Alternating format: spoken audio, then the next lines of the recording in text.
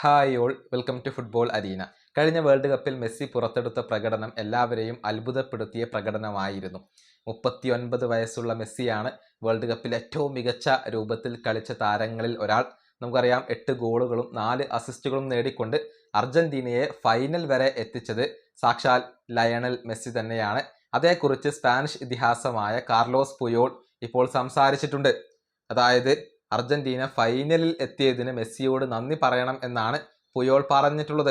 ഒട്ടുമിക്ക മത്സരങ്ങളുടെയും അവസാനത്തെ 30 minute Messi മാസ്മരിക പ്രകടനം നടത്തിക്കൊണ്ട് അർജന്റീനയെ രക്ഷിച്ചെടുക്കുകയാണ് ചെയ്തത് എന്നുകൂടി പുയോൾ ഇപ്പോൾ വ്യക്തമാക്കിയിട്ടുണ്ട്.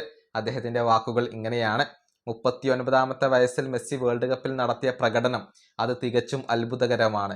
ഫൈനലിൽ എത്തിയതിന് അർജന്റീന നന്ദി പറയേണ്ടത് മെസ്സിയോടാണ്. കാരണം വേൾഡ് കപ്പിൽ സ്ഥിരതയില്ലാത്ത പ്രകടനമാണ് അർജന്റീന നടത്തിയത്. പക്ഷേ ഓരോ മത്സരങ്ങളുടെയും അവസാനത്തെ 30 മിനിറ്റ് മെസ്സി തകർപ്പൻ പ്രകടനം നടത്തി ഡിഫറൻസുകൾ സൃഷ്ടിച്ചു. ഫൈനലിൽ അർജന്റീനയേക്കാൾ മികച്ചത് സ്പെയിൻ തന്നെയായിരുന്നു.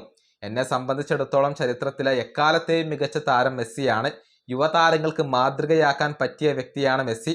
കാരണം ഈ പ്രായത്തിലും മെസ്സി അത്രയേറെ മികവ് പുലർത്തുന്നു. ഇതാണ് കാർലോസ് പുയോൾ ഇപ്പോൾ വ്യക്തമാക്കിയിട്ടുള്ളത്. നേരത്തെ FC ബാഴ്സലോണയിൽ വെച്ചുകൊണ്ട് മെസ്സിക്കൊപ്പം ഒരുപാട് കാലം കളിച്ച ഒരു വ്യക്തി കൂടിയാണ് പുയോൾ. ഏതായാലും മെസ്സി തൻ്റെ കരിയറിൻ്റെ അവസാന ഘട്ടത്തിലാണ് ഇപ്പോൾ ഉള്ളത്. ഇനി എത്ര കാലം കളിക്കളത്തിനകത്ത് തുടരാൻ തനിക്ക് സാധിക്കുമെന്നുള്ളത് അറിയില്ല എന്ന കാര്യം മെസ്സി ഈയിടെ വ്യക്തമാക്കിയിരുന്നു. ഒരു വിരമിക്കൽ സൂചനയാണ് അതിലൂടെ മെസ്സി ഫുട്ബോൾ ലോകത്തിന് നൽകിയത്.